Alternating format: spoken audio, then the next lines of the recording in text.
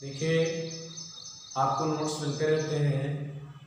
आपने पढ़ा है, पिछले दिन हमने बताया था गतिज आणविक सिद्धांत के आधार पर ठोस द्रव्य की ठोस अवस्था की व्याख्या, द्रव अवस्था की व्याख्या, गैस अवस्था की व्याख्या। ठीक है।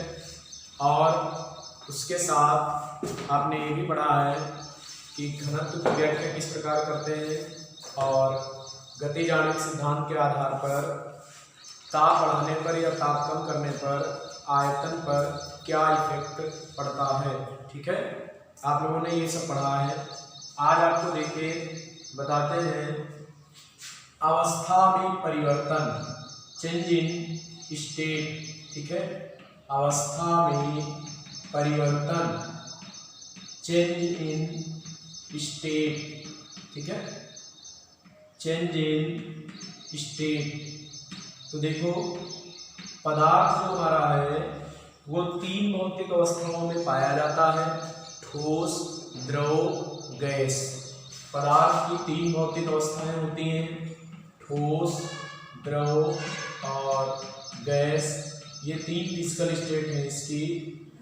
और इसके बाद क्या आती है बात, अवस्था में परिवर्तन। देखो, जैसा कि नाम में लिखा है अवस्था बदल जाए कि पदार्थ की एक भौतिक अवस्था दूसरी भौतिक अवस्था में बदल जाए, मतलब ठोस से द्रव बन जाए या द्रव से गैस बन जाए या द्रव से ठोस बन जाए या गैस से द्रव बन जाए, तो ये क्रिया कहलाती है अवस्था में परिवर्तन। ठीक है, तो पदार्थ की एक भौतिक अवस्था का दूसरी भौतिक अवस्था में जो परिवर्तन होता है उसे हम अवस्था परिवर्तन कहते हैं।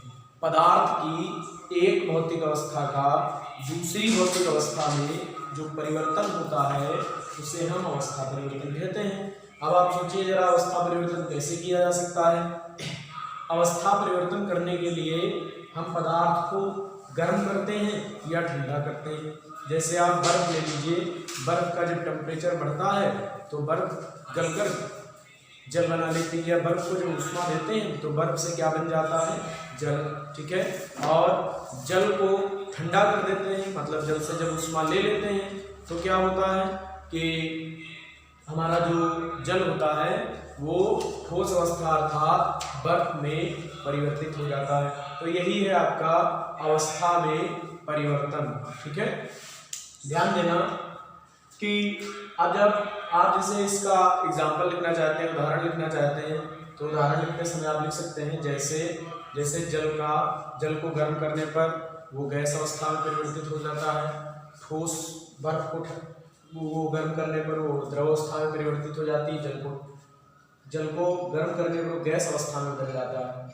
और अगर वाष्प अवस्था में जल है और उसको हम ठंडा कर दें तो वो हमारा द्रव अवस्था में आ जाता है। तो यही अवस्था में परिवर्तन है, ठोस का द्रव में, द्रव का गैस में, गैस का ठोस में, गैस का द्रव में, द्रव का ठोस में। तो ये अवस्था परिवर्तन होते हैं। और मुख्य बात यह है कि अवस्था परिवर्तन सदैव ऊष्मा लेकर या ऊष्मा देकर किए जा सकते हैं। ठीक, मतलब पदार्थ को गर्म करके या पदार्थ को ठंडा करके अवस्था में परिवर्तन किया जा सकता है। यहाँ पढ़ेंगे अवस्था परिवर्तन के प्रकार। ठीक है, अवस्था परिवर्तन के प्रकार। तो अवस्था परिवर्तन के प्रकार में आप सबसे पहला प्रकार इसका पढ़ेंगे गलन, मेल्टिंग किसको बोलते हैं। ठीक है, मेल्टिंग। और इसी में आपकी हेडिंग बढ़िया सी आएगी कि गलनांक। ठीक है, देखिए गलन क्रिया क्या होती है और गलनांक क्या होता है, सबको जानना है। ये लिख देंगे मेल्टिंग पॉइंट, गलनांक। देखिए, किसी पदार्थ की ठोस अवस्था का द्रव अवस्था में परिवर्तन। देखिए, किसी पदार्थ की ठोस अवस्था, जैसे हमारी बर्फ है, बर्फ किस अवस्था में होती है, ठोस अवस्था में होती है। और ठोस अवस्था का द्रव अवस्था में परिवर्तन हो जाना कब होगा, जब आप पदार्थ को गर्म करेंगे। ठीक है, हम बर्फ का एग्जांपल लेते हैं, बर्फ को जब उष्मा देते हैं तो बर्फ गलकर द्रव जल बना लेती है। ऐसे ही अगर आप कोई पदार्थ ले रहे हैं, जैसे मोम ले रहे हैं, तो मोम को गर्म करें तो मोम पिघल कर द्रव बना लेता है। ठीक, तो ठोस अवस्था का द्रव अवस्था में परिवर्तन क्या कहलाता है? गलन कहलाता है। और गलन वाली क्रिया जिस निश्चित ताप पर होती है उसे हम गलनांक कहते हैं। सभी को ध्यान रखना है कि गलन की क्रिया मतलब ये क्रिया जिस निश्चित टेम्परेचर पर होती है उसे गलनांक कहा जाता है। जैसे आप लोगों ने जानते भी हैं बर्फ, ठीक है, बर्फ का जो गलनांक होता है वो 0 डिग्री सेंटीग्रेड होता है। बर्फ हमारे 0 डिग्री सेंटीग्रेड पर जलकर घुलकर क्या बनाती है? जल बनाती है, ठीक है। तो बर्फ का गलनांक है 0 डिग्री सेंटीग्रेड, ठीक है। इसके बाद थोड़ा सा गलन की व्याख्या कर लेते हैं। गतिज आणविक सिद्धांत के आधार पर गलन की व्याख्या। देखिए हम जानते हैं कि ठोस को गर्म करें, ठोस का ताप बढ़ाएं और ठोस गलकर क्या बना ले? द्रव बना ले, तो क्रिया गलन है। तो देखिए आप लोगों ने पढ़ा है कि ठोसों के अणु जो होते हैं वो एक निश्चित क्रम में सजे रहते हैं, एक निश्चित क्रम में व्यवस्थित रहते हैं, ठीक है। ठोसों के जो अणु होते हैं वो एक निश्चित क्रम में व्यवस्थित रहते हैं, ठीक है। और जब हम किसी ठोस को गर्म करते हैं तो उसका ताप बढ़ने लगता है और ताप बढ़ने पर इसके अणुओं की जो गतिज ऊर्जा होती है वो बढ़ जाती है, ठीक है। जब हम किसी ठोस को गर्म करते हैं तो उसके अणुओं की गतिज ऊर्जा बढ़ने लगती है, क्योंकि जो गतिज ऊर्जा होती है पदार्थों के कणों की ये टेम्परेचर के अनुक्रमानुपाती होती है, टेम्परेचर पर निर्भर करती है। टेम्परेचर जितना बढ़ाओगे गतिज ऊर्जा उतनी बढ़ेगी। तो जब हम किसी ठोस पदार्थ को गर्म करेंगे तो उसके अणुओं की गतिज ऊर्जा बढ़ेगी और जिसके कारण वो अपनी सामस्थित के दोनों थोड़ा तेज तेज कंपन करने लगेंगे। उसके बाद क्या होगा कि इनके अणुओं के बीच जो आकर्षण बल कार्य करते हैं वो भी कमजोर हो जाएंगे। इनके अणुओं के बीच जो भी अट्रैक्शन फोर्स है वो थोड़ा कमजोर हो जाएगा जब बहुत ही पदार्थ को हम क्या करेंगे? गर्म करेंगे। और जब इनके अणुओं के बीच का आकर्षण कम होने लगेगा और हम पदार्थ को लगातार गर्म करते जा रहे हैं, ऊष्मा देते जा रहे हैं, तो एक अवस्था ऐसी आती है कि इनके अणुओं के बीच का आकर्षण इतना कमजोर हो जाता है कि वे अणु आकर्षण से फ्री हो जाते हैं और पूरे पदार्थ में अनियमित गति करने लगते हैं, ठीक है। मतलब जब ये पदार्थ के अणु जो हैं एक दूसरे के आकर्षण से मुक्त हो जाएंगे, इतनी ऊष्मा ले लेंगे, इनकी गति ऊर्जा इतनी ज्यादा हो जाएगी कि ये फ्री होकर, स्वतंत्र होकर पूरे बर्तन में अनियमित गति करने लगेंगे, पूरे पदार्थ में अनियमित गति करने लगेंगे। तो हमारा ठोस जो होगा वो किस अवस्था में बदल जाएगा? द्रव अवस्था में बदल जाएगा।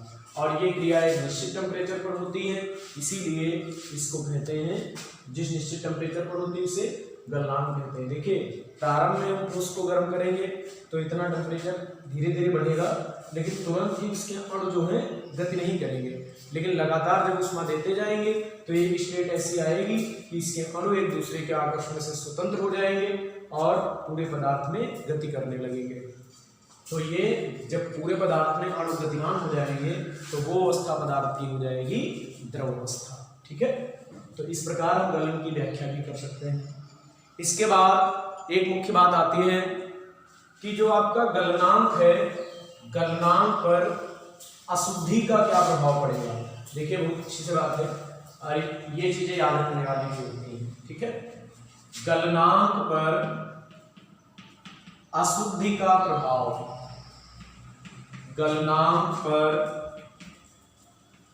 अशुद्धि का प्रभाव, सभी लोगों को ध्यान देना है कि गलनांक पर अशुद्धि का क्या प्रभाव पड़ेगा, ठीक। देखिए जब हम किसी ठोस में कोई इम्प्योरिटी, जैसे कोई क्या करें, कोई हम अशुद्ध पदार्थ मिश्रित कर दें, ठीक, कोई अशुद्धि मिला दें इसमें, तो उस ठोस का जो गलनांक होता है वो कम हो जाता है, ठीक। किसी ठोस में यदि कोई अशुद्धि को मिक्स कर दिया जाए तो ठोस का जो गलनांक होता है वो कम हो जाता है।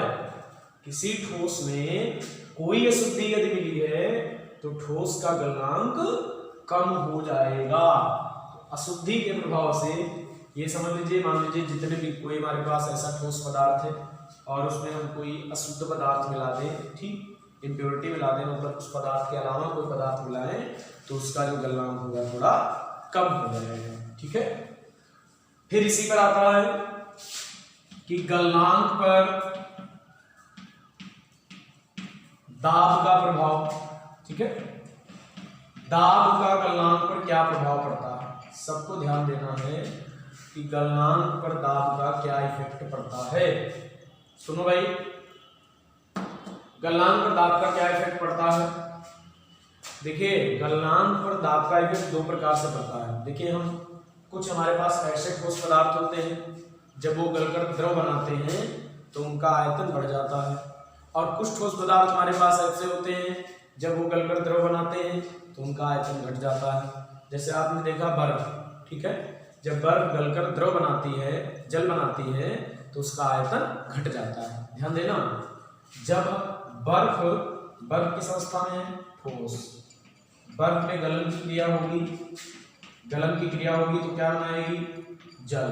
ठीक है, तो ये किस अवस्था में है, द्रव अवस्था में। ठीक, बर्फ का आयतन ज्यादा होता है जल के आयतन से, आयतन इसका बर्फ का ज्यादा है और जल का आयतन क्या है, कम। ठीक, तो जो ठोस गलने पर आयतन में कम हो जाते हैं, ध्यान देना, जिन ठोसों का गलने पर आयतन घट जाता है, यदि उनका दाब बढ़ाएं, यदि उन पर दाब डालें तो उनका गलनांक जो है कम हो जाता है। मतलब जिनका आयतन घटेगा, दाब बढ़ाने पर उनका गलनांक घट जाएगा। मतलब जो ठोस गलने पर आयतन में घटेंगे, दाब बढ़ाने पर उनका गलनांक घट जाएगा। ठीक है, जैसे पर इसी प्रकार आप मोम देखिए, मोम में क्या होता है, मोम में जब गलन की क्रिया होती है तो मोम का क्या बनता है, द्रव। ठीक है, और जब मोम का द्रव बनता है तो ये आयतन में थोड़ा बढ़ता है, इसका आयतन जो है अधिक हो जाता है ठोस की अपेक्षा, ठोस मोम की अपेक्षा। इसका आयतन क्या हो जाएगा, इसका आयतन हो जाएगा कम। ठीक, ये ठोस मोम है और वो मोम द्रव अवस्था में, पिघली अवस्था में। तो जब मोम पिघलता है तो उसका आयतन बढ़ता है।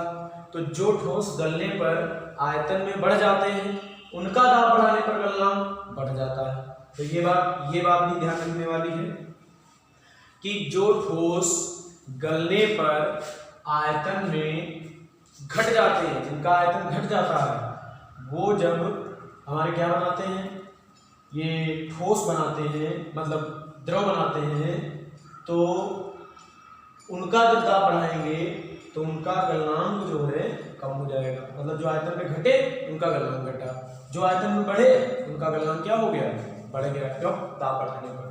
तो यहाँ पर लिखना क्या है कि जो ठोस गलने पर आयतन में कम हो जाते हैं, दाब बढ़ाने पर उनका गलनांक कम हो जाता है। जो ठोस गलने पर आयतन में बढ़ जाते हैं, दाब बढ़ाने पर उनका गलनांक भी बढ़ जाता है। ठीक है, तो ये आप चीजें याद रखेंगे। इसके बाद आप अवस्था परिवर्तन, टाइप्स ऑफ चेंजिंग स्टेट पढ़ रहे थे, अवस्था में परिवर्तन। तो अवस्था में परिवर्तन का दूसरा प्रकार यहाँ पर आता है कि हिमायन, फ्रीजिंग। ठीक है, हिमायन या कह सकते हैं इसको हिमीकरण। ठीक है, हिमीकरण, और इसी में आप पढ़ने वाले हैं हिमांक। वैसे हिमायन का सीधा सीधा मतलब होता है जमना, जमने वाली।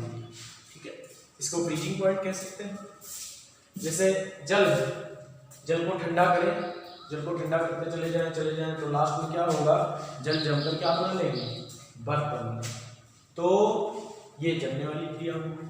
ठीक है, तो हिमायन है क्या कि किसी पदार्थ की द्रव अवस्था का ठोस अवस्था में परिवर्तन। ठीक है, किसी पदार्थ की द्रव अवस्था का ठोस अवस्था में परिवर्तन हिमायन कहलाता है। ठीक है, और हिमायन की क्रिया मतलब ये क्रिया जिस निश्चित ताप पर होती है उसे हम हिमांक कहते हैं।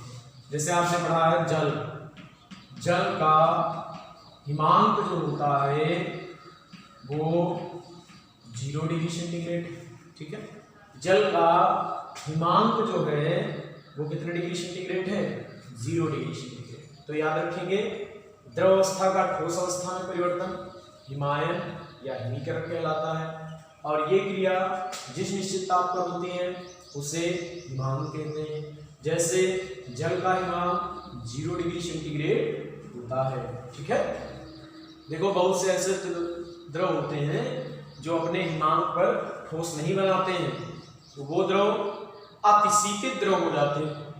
हिमांक पर जो ठोस नहीं बनते वो बहुत ठंडे द्रव हो जाते हैं, उनको सुपर कूल लिक्विड कहा जा सकता है, ठीक है। तो ये क्रिया आपकी हिमायन या हिमीकरण है। इसके बाद अवस्था परिवर्तन का एक और प्रकार है, जैसे आप लोग पढ़ते हैं कि वाष्पीकरण। वाष्पीकरण नाम ही से ऐसा लग रहा, वाष्प का बनना। वाष्प किसकी बनेगी, द्रव की। तो किसी पदार्थ की जो द्रव अवस्था है उसका गैस अवस्था में परिवर्तन, ठीक है।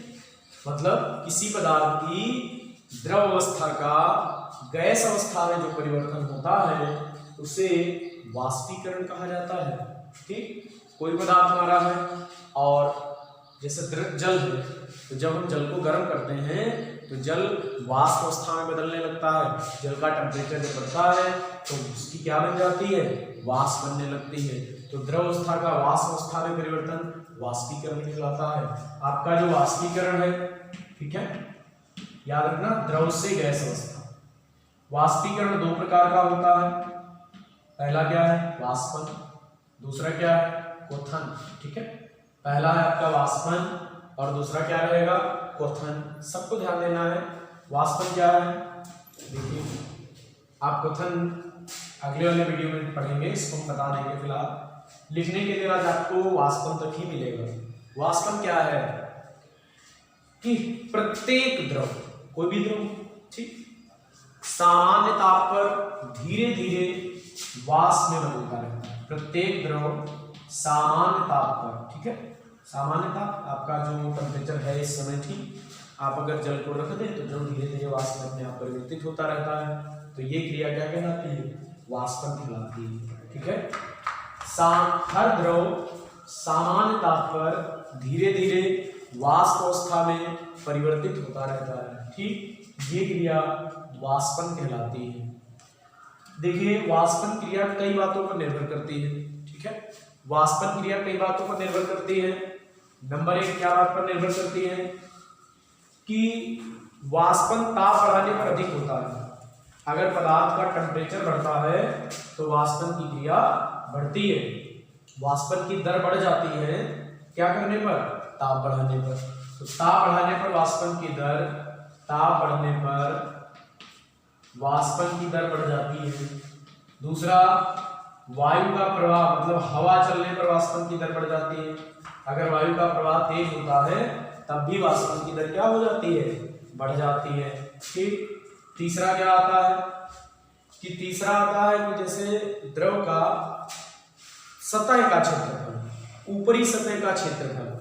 जैसे मान लीजिए कि कोई द्रव हमारा एक सक्रिय बर्तन में है, मान लीजिए कोई द्रव हमारा किसी बेलनाकार डिब्बे में है, ठीक, और उसी द्रव को फिर हम एक बड़े से टब में रख दें तो ऊपर का एरिया बढ़ जाएगा, सतह का क्षेत्रफल बढ़ जाएगा, और सतह का क्षेत्रफल बढ़ने पर वाष्पन की दर जो है बढ़ जाती है। तो सतही क्षेत्रफल बढ़ने पर वाष्पन की दर क्या हो जाएगी, बढ़ जाएगी, ठीक। तो देखिए वाष्पन की क्रिया मुख्य बात है हर ताप पर होती है।